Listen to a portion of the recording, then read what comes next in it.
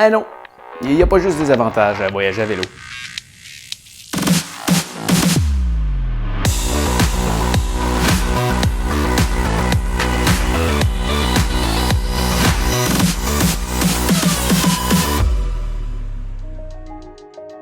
Salut, moi c'est Pascal et bienvenue à cette 12e capsule de formation pour t'aider lors de ton prochain voyage. Aujourd'hui, on parle encore de voyage à vélo. Parce que voyager à vélo, c'est de voyager en toute liberté. On peut regarder partout autour de soi, arrêter quand on veut, respirer les endroits que l'on visite, aborder les gens que l'on croise, rencontrer des amis sur le bord de la route, rencontrer d'autres cyclotouristes et faire des bouts de voyage avec eux, prendre les plus petits chemins que les voitures n'ont pas accès, se faire de nouveaux amis dans les auberges à la fin de la journée, remarquer les détails les plus subtils de chaque endroit, passer sur les routes payantes gratuitement, profiter de tarifs réduits sur les traversiers, entendre le son de la nature, manger d'énormes repas sans se sentir mal pour regagner les calories brûlées, voir beaucoup de pays pour pas cher. Voyager à vélo, c'est le plus beau mode de voyagement, car il permet en plus de se tenir en forme, de vivre une aventure unique et inoubliable. Mais voyager à vélo a aussi ses bémols.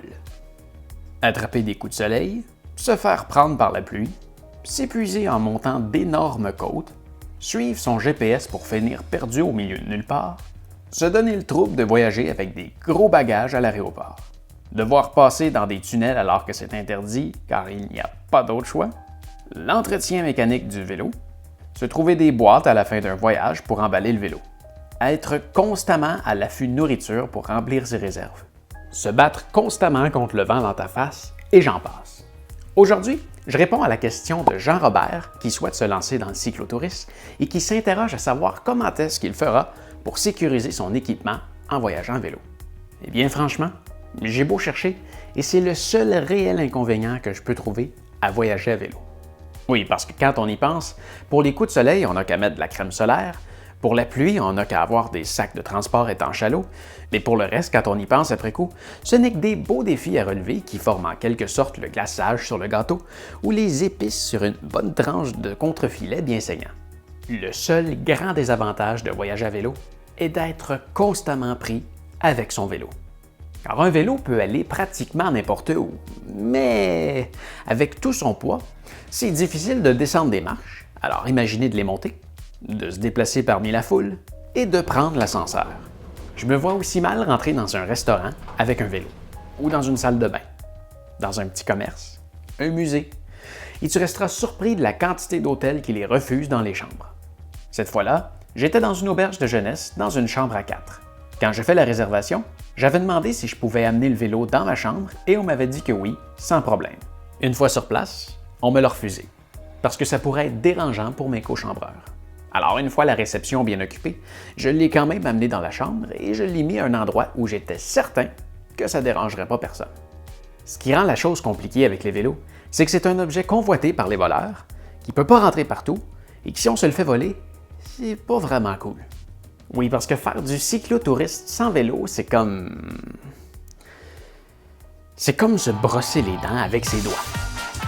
T'as l'air d'un con, et tu vas pas bien loin. Ça a l'air de rien, mais un vélo touring en mode voyage, ça peut valoir très cher. J'aime pas trop parler de prix généralement parce que ça peut varier énormément, mais pour la cause, je vais donner un exemple avec mon matériel. Disons que je rentre dans un dépanneur 5 minutes. Je laisse sur le bord du bâtiment, sans surveillance, un vélo à 2000 $, 950 $ de sacoche, 500 $ d'équipement pour faire l'entretien du vélo, 250 $ de matériel de survie, le bling-bling sur le vélo comme les pédales à clip, les lumières, les bouteilles, un autre 350 $, environ 2200 $ de vêtements pour les chandails, manteaux, bas, boxers et souliers. Oui, ça va très vite. 70 $ de pharmacie, 200 $ en articles d'hiver, les réserves de nourriture 50 $, et maintenant je dois calculer tout le matériel électronique. Un ordinateur, 1500 $, 5400 $ en caméra. Ouais, mais si les images sont belles, c'est pas pour rien. Le drone, c'est un autre 1600 $, sans oublier tout le matériel qui tourne autour, comme les batteries, trépieds, téléphones, montre GPS, les adapteurs universels, power supply, clé USB, câblage, écouteurs. chargeur, carte mémoire et plein d'autres choses, on atteint rapidement un autre 4 400 $. J'avais jamais fait le calcul, c'est effrayant. Dans ma tête, c'était environ la moitié. Ah, et en Amérique du Nord, on n'affiche pas les taxes dans les prix qu'on affiche. Alors là, on est au Québec. Il faut ajouter un autre 15 % pour notre très cher gouvernement. Bon, et tout le monde ne voyage pas avec du matériel pour faire des documentaires, mais il ne faut pas oublier non plus que c'est ton vélo qui transporte ton portefeuille et ton passeport. Puis ça, tu veux vraiment pas perdre ça. C'est à peu près la seule chose que quand je quitte mon vélo, je transporte avec moi. Tout le temps. J'ai déjà perdu mon portefeuille au Japon. Je veux vraiment pas revivre ça. Si tu l'as pas vu, tu peux le voir dans l'épisode juste ici. Tout ça pour dire, combien de temps serais-tu prêt à laisser ton vélo à l'extérieur sans surveillance? Je suis curieux? Réponds-moi dans les commentaires. J'ai un très bon cadenas pour attacher mon vélo. Mais le problème, c'est qu'on vient de voir que j'ai beaucoup plus qu'un vélo à protéger. En passant, pour le cadenas, j'y vais avec un cadenas Kryptonite. C'est un cadenas à code, donc on n'a pas besoin de traîner de clé. C'est sûr qu'on peut oublier le code, mais je pense qu'on a moins de chances d'oublier le code que de perdre la clé. En tout cas, dans mon cas, je suis bon pour perdre des clés. On parlait justement de vol dans les commentaires d'une vidéo l'autre jour, et le coyote me suggérait de ne jamais laver le vélo pour le rendre le moins attrayant possible. Un autre commentaire que je ne retrouve pas malheureusement suggérait de demander à quelqu'un, en avant d'une épicerie, de surveiller son vélo et de lui rapporter une bière à la fin, à guise de remerciement. Je trouve l'idée excellente. Le seul problème, c'est qu'encore une fois, on confie tout son équipement à un inconnu. Et un vélo, c'est aussi long à voler qu'une voiture. La porte ouverte, les clés dans le contact en mode marche. Et c'est encore plus facile à revendre. Alors oui, le vélo est la plus belle façon de visiter un pays, mais il empêche parfois d'entrer à des endroits que l'on aimerait bien visiter. Bien qu'aucune d'entre elles ne soit parfaite, je connais quand même 4 solutions pour améliorer ton sort. La première est d'être le moins attrayant possible. Un vélo bien laid, bien sale, avec des bagages empilés un par-dessus les autres plutôt que des vraies sacoches de vélo. Un peu comme un sans-abri. Mais ton voyage risque d'être un vrai calvaire. La deuxième est de voyager avec quelqu'un. Cette solution permet de faire des commissions à des endroits comme des épiceries ou des dépanneurs en toute sécurité. J'ai d'ailleurs fait l'expérience avec Simon en Allemagne une journée et c'était génial. Cependant, à deux, on doit parfois faire des concessions.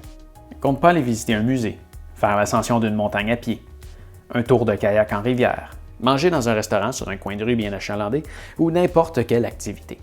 La troisième solution est celle que j'utilise le plus régulièrement. Les hôtels, motels, auberges, appartements. Et j'ai fait une capsule juste ici, si tu veux en trouver une pour le moins cher possible. On rencontre pas vraiment de problème quand on se promène au milieu de nulle part. Ça se gage quand on arrive en ville, parce qu'il y a plein d'endroits à visiter et plus de gens à se soucier. Alors je visite les pays à vélo, mais les villes à pied. Je laisse le vélo dans ma chambre. À cet endroit, je le sens bien en sécurité et je peux aller visiter toute la ville, l'esprit bien tranquille. Il reste juste à trouver un endroit qui accepte les vélos dans les chambres. À certains endroits, c'est très facile, d'autres beaucoup plus compliqués. Les deux villes qui m'ont donné le plus de misère ont été Tokyo et Hiroshima. Dans les deux cas, on m'a refusé mon vélo au moins 10 fois. Mais j'ai quand même fini par trouver. Finalement, vérifie les clauses de ton assurance habitation. Dans mon cas, tout mon matériel ainsi que mon vélo est assuré contre le vol, même si je me trouve avec celui-ci dans un pays de l'autre côté du globe. Appelle ton assureur avant de partir en voyage pour avoir l'esprit bien tranquille. Enfin bref, à ma connaissance, il n'existe pas de solution parfaite. Quand on voyage à vélo, le seul vrai problème est de devoir constamment se soucier de son vélo. C'est un désavantage souvent frustrant, mais il n'arrive tout de même pas à la cheville de tous les côtés positifs de ce mode de vie. Alors, bon voyage et on se revoit la semaine prochaine. On va voir ensemble comment j'ai fait pour prendre un vol d'avion gratuitement et j'ai même reçu 105 $ de la compagnie d'aviation. Salut! Merci infiniment d'avoir regardé cette vidéo. J'espère que tu as apprécié. Si oui, tu peux me faire un pouce en l'air. Si ce n'est pas déjà fait, joins-toi à moi en t'abonnant à ma chaîne. Tu peux faire apparaître le bouton en cliquant sur mon visage juste en dessous. Puis n'oublie pas d'appuyer sur la petite cloche juste à côté. Comme ça, tu vas être avisé à chacune de mes nouvelles publications. Tu peux aussi venir me visiter directement sur mon site web, pascalmarquis.com. Pour encore plus de contenu, abonne-toi à ma liste de courriels personnels. Le lien est disponible dans la description. En attendant ma prochaine publication, voilà d'autres vidéos que tu n'as peut-être pas encore vues. Bonne écoute! Salut!